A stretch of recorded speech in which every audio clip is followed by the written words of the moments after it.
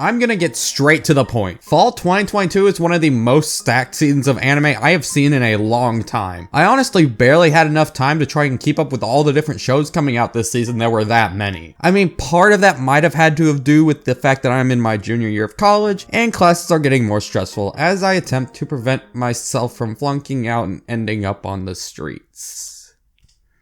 What was I talking about?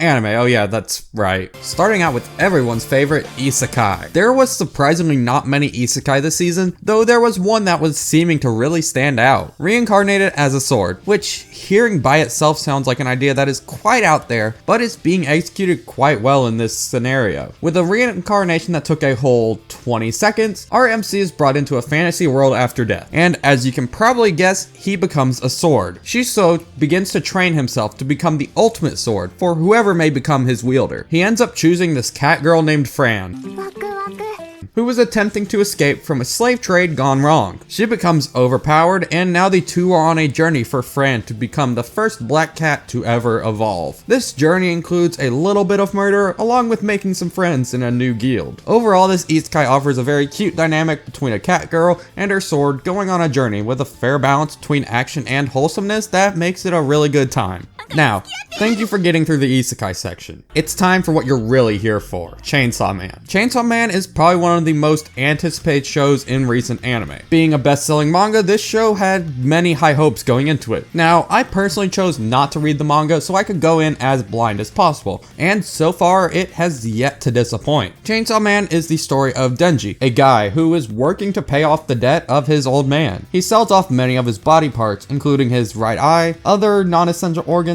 and most importantly, his left nut.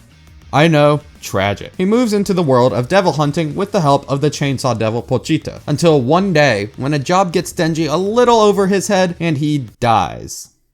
Well, not actually, but imagine. He ends up being saved by Pochita, who replaces Denji's heart and ultimately sacrificing himself. Now, Denji has gained the powers of the Chainsaw Devil, as well as his previously lost body parts. He turns into the Chainsaw Man and kills the devil. Afterwards, he is found by Makima, who brings him back to work at the Devil Hunter Association. This sets up the premise for the show where Denji works at the association in order to achieve his seemingly simple dreams that really go to show how rough his life has been. What this show really does right is give you characters. Denji is a funny guy who has determination to reach his goals. He wants to be able to live a prosperous life where he does not have to worry about having food to eat or having a bed to sleep on. One of my current favorite scenes in the show involving him is in episode 2 where he is fighting Hayakawa and just goes for the most optimal fighting technique. The backstories for most other characters that we know of are quite interesting as well. Power with her cat Meowie, Hayakawa with his previous experiences with the Gun Devil, and Makima, who's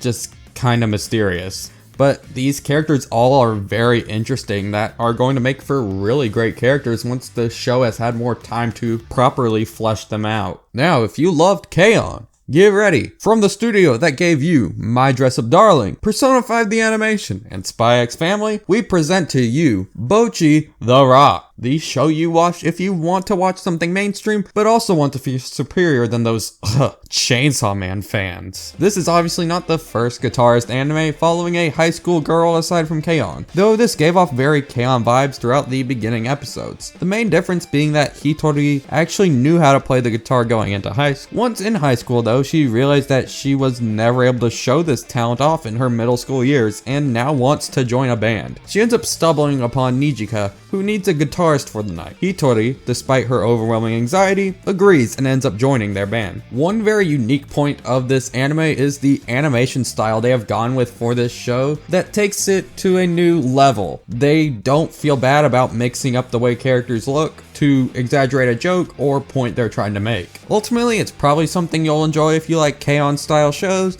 but if not, it might not be as good of a fit for you. Beast Tamer is a show that I went into not really expecting a whole lot out of because it feels like a very typical fantasy story, specifically reminiscent of Banished from the Heroes Party, but it was actually kind of good. The main character, Lane, was a beast tamer for the Heroes Party, meaning he was able to form contracts with animals and other beasts to do his bidding. In this world though, beast tamers are considered to be a very weak class that is looked down upon. The party decides that Lane is holding them back because he doesn't really deal much damage and kick him out.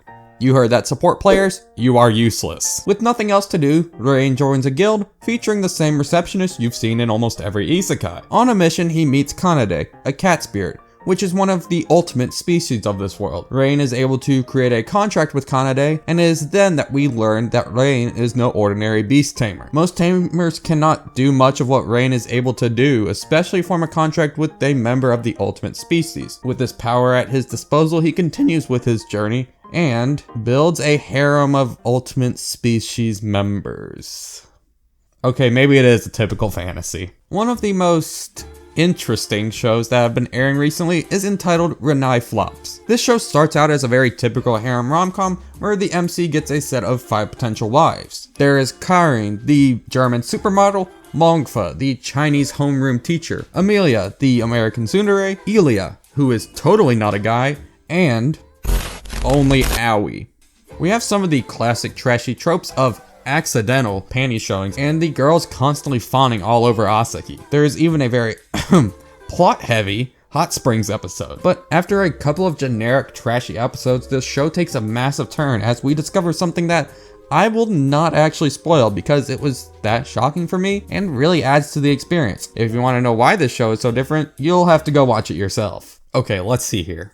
More than a married couple, but less than lovers. Man, these anime titles are getting more and more out of hand as we keep going. Though, after watching it, it actually makes sense. This city's high school runs something called a marriage practical, where students are paired together in order to practice being married, even going as far as having them live together in the dorms. During the practical, pairs are able to earn points through proving they can live as a married couple, and any pair in the top 10 can choose to change partners. Our main character, Jiro, has had his eyes on Shiori for as long as he can remember, but has been relegated to the fate of all childhood friends. For the practical, he is hoping to be paired with her, but ends up with the popular Gyaru, Akari, instead. I know, how sad. It turns out that Akari has a massive crush on the stereotypical popular guy, Minami, and as fate would have it, Minami was paired with Shiori. This sets up a scenario where Jiro and Akari are working together to be in the top 10 so they could both hopefully swap to be with their preferred partner. However, as this is a rom-com, the two start to slowly fall for each other as they spend time together. This causes the two to struggle to understand their own feelings for each other and the ones they had considered to be their love. Sequel time. My Hero Academia is going through its 6th season featuring the war arc. If you know, you know. Honestly, it's better than I expected and it's making me like certain characters I never thought I would. There's also Twitter's favorite anime girl who got her 2nd season, and I'd be lying if I said I wasn't enjoying this. It's really nice though because Uzaki and Sakurai's relationship is being built upon as they become more aware of each other's feelings. Spy X Family is continuing to show us the hectic life of the Forgers as they continue keeping these immense secrets from each other. Though one thing has changed. They got a cute little doggo named Bond who is just precious. Mob Psycho has its 3rd season with some of the most beautiful fight scenes in existence. Of course though, I couldn't mention sequels without touching on Bleach having another season releasing on Disney Plus. That's not even a joke, that's just reality. Finally is To Your Eternity, which, just between you and me, I haven't watched it, but I figured I should mention it as well. Then there's a show that's not exactly a new season, but Urusei Yatsura has received a new adaptation. We're still in the early days of this adaptation, but if it continues in the way it's going now, I'd say it will be a good upgrade. In my spring 2020 video, I mentioned an anime by the name of Aoashi that ended up doing justice to soccer in the form of an anime that captures the essence of a sport and a guy relearning the game. This season though, we have another soccer anime that has blown my expectations, and that is Blue Lock. Japan has never been much of a contender for the World Cup in the world of this show, and that is because they lack a proper striker to pave the way. So some higher up in the soccer world invites multiple high school students to an experiment that will create the world's greatest striker through an immense program known as Blue Lock. This show kind of just teaches the exact opposite mentality of Aoashi, where in Aoashi our main character was working to be part of a team and find his place within that team. Blue Lock wants the strikers to learn how to stand out and apart from their teams. This show has so many moments that gave me chills through the intense games that took place as the players end up learning a new way to play this position they have been in for years. This show is very different from most sports anime in the way that this is not based on teams. You are not cheering for a team the entire time. You are picking a player really to cheer for to become the best, because realistically only one player is going to make it out of Blue Lock as the victor. And this is what I believe really sets Blue Lock apart from other sports anime and makes it a really good and fun watch. Do It Yourself revolves around a clumsy girl named Yura Serafu as she joins the DIY club at her school. She makes new friends of all types and finds new ways to hurt herself every day. Overall, it's a pretty wholesome slice of life that has an art style that really sets itself apart, and that is something I can really appreciate. However, something that I do not appreciate is that this show is just an excuse to make a really bad pun. So, the name of the show is Do It Yourself, as in DIY. Even the name of the club is the DIY club. But the problem arises when they try to motivate the main character, Yura Serufu, by saying Do It Yura Serufu, which sounds quite similar to Do It Yourself. Even without having one myself, I can tell that this is just one of the biggest dad jokes I've seen in anime.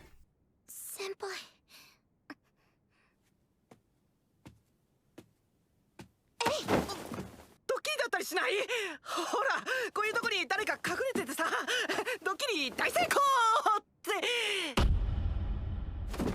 な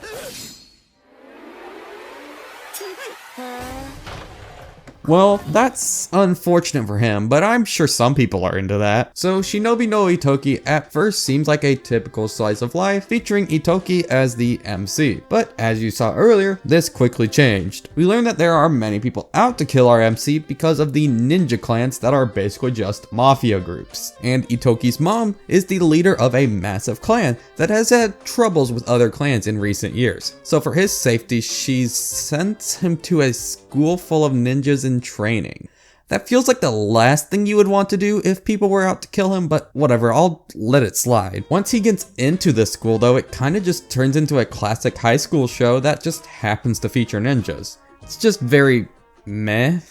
No, that's not the word. It's truly mid. So I want you to imagine the year is 1999 in Akihabara, Japan. Maid cafes are running rampant. Everywhere you look, there are different ones with new and enticing gimmicks. Well, that's what we are diving into with Akiba Maid War. A girl by the name of Nagomi has just moved into Akihabara to become a maid at the Oinky Doink Cafe, which has the gimmick of pig girls if you couldn't guess by the name. Her first day is nothing remarkable until she is sent to deliver a letter to another maid cafe. Nagomi agrees to go, as well as another new maid by the name of Ranko. They arrive and deliver the letter to the Bunny Girl Cafe, which turns out to be a letter of war. The lead maid there starts yelling and causing a scene until she was, well, silenced by Ranko. The show then proceeds to have a moe musical number playing in the background while Ranko shoots up the joint, murdering everyone in sight, just like an American high school. I will not lie to you, I was stunned for like 15 minutes after watching this episode. Like, I was just as stunned as Nagomi was here, because how was I supposed to be prepared for that?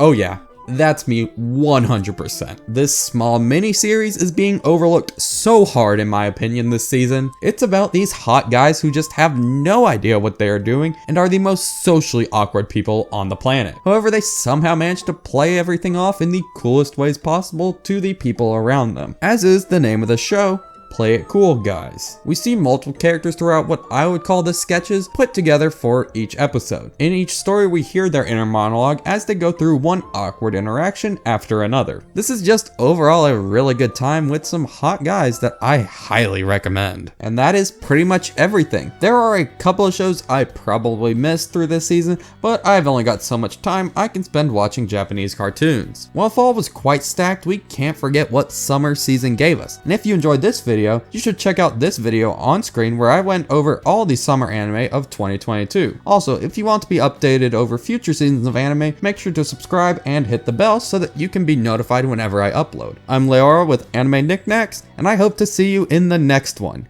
Peace!